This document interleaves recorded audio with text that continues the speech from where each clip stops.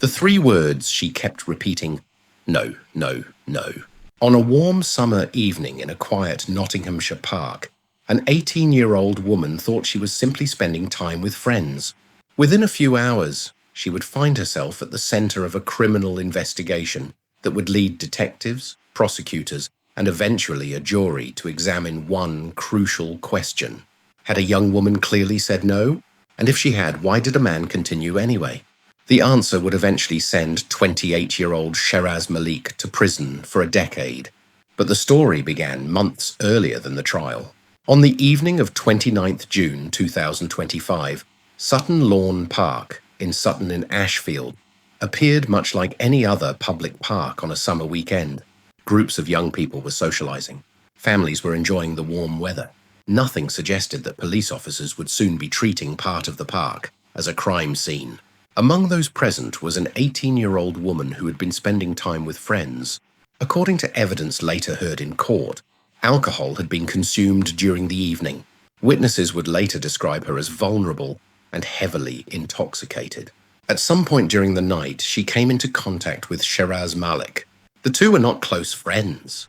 They had only recently met. What happened next would become the focus of an investigation lasting many months. As the evening progressed, the woman became separated from some of the people she had been with. Prosecutors later argued that Malik recognized her vulnerable condition. Instead of helping her, they said he exploited it. According to the prosecution case, Malik led the teenager away from others and towards a more secluded area of the park, away from potential witnesses, away from assistance, away from safety. The young woman later told investigators that what happened next was not consensual. She said she repeatedly tried to stop him. Again and again, she used the same word. No. Then again. No. And again. No. Those three repeated refusals would become some of the most important evidence presented to a jury. After the incident was reported, Nottinghamshire police launched an investigation. Officers began collecting statements from everyone who had been present that night. Detectives examined timelines. They looked at movements within the park. They attempted to establish exactly who had been where and when. Cases involving sexual offenses often present investigators with a difficult challenge. Unlike crimes captured clearly on camera, much of the evidence frequently comes from witness testimony, behavior, consistency of accounts, and surrounding circumstances. In this case, detectives focused heavily on the condition of the complainant. How intoxicated had she been? Could she freely consent? Had she clearly communicated refusal? And what was Malik's understanding of the situation? As officers gathered evidence, a picture slowly began to emerge. The young woman's account remained consistent. Investigators noted that her description of events did not significantly change, despite repeated questioning. That consistency would later become an important factor in court. Meanwhile, Malik denied wrongdoing. From the beginning, his position was clear. He claimed the encounter had been entirely consensual. According to his version of events, the woman had willingly participated. The investigation therefore became a direct conflict between two very different accounts of the same night. Months later, the case reached Nottingham Crown Court. For jurors, the challenge was significant. They had not been present in the park. They had not witnessed the encounter. Their task was to examine the evidence and decide which version of events was truthful. During the trial, prosecutors carefully reconstructed the evening. Witnesses described the young woman's condition. The jury heard evidence suggesting she had been heavily affected by alcohol.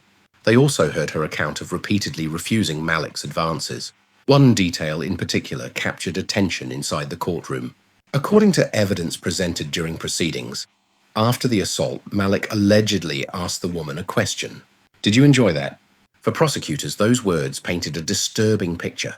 For the jury, they became one more piece of a larger puzzle. The defense challenged the prosecution case. Lawyers argued that the encounter had been consensual. They questioned interpretations of events and suggested misunderstandings could have occurred. As in many criminal trials, the outcome depended heavily on credibility. Who was telling the truth? Who was mistaken? Who could be believed? Jurors listened carefully. Over days of testimony, they assessed witness statements, police evidence, and the explanations offered by both sides. Then came deliberations. The jury retired to consider its verdict. Sometimes juries spend days discussing difficult evidence. Sometimes they remain divided. Sometimes they struggled to reach agreement. In this case, that did not happen. After approximately 3 hours, the jury returned. Their decision was clear.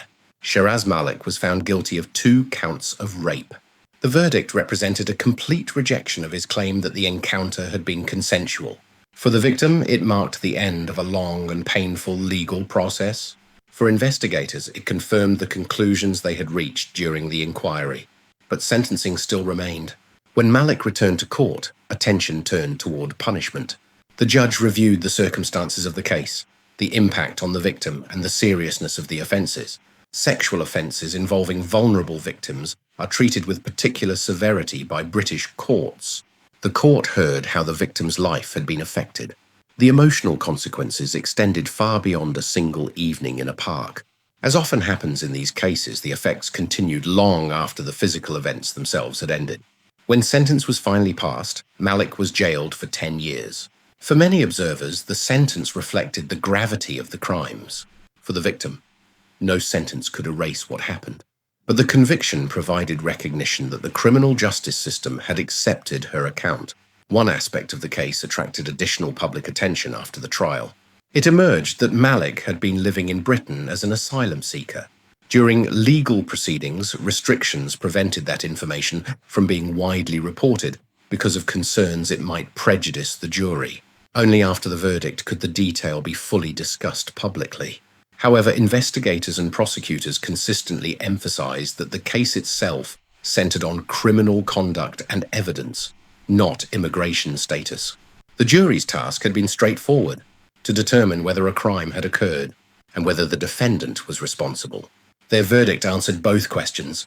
Looking back, perhaps the most important part of this case is not the courtroom drama or the prison sentence. It is the simplicity of the evidence that ultimately persuaded 12 jurors. A young woman said she repeatedly refused. Investigators listened. Evidence was gathered. The case was tested in court, and a jury believed her.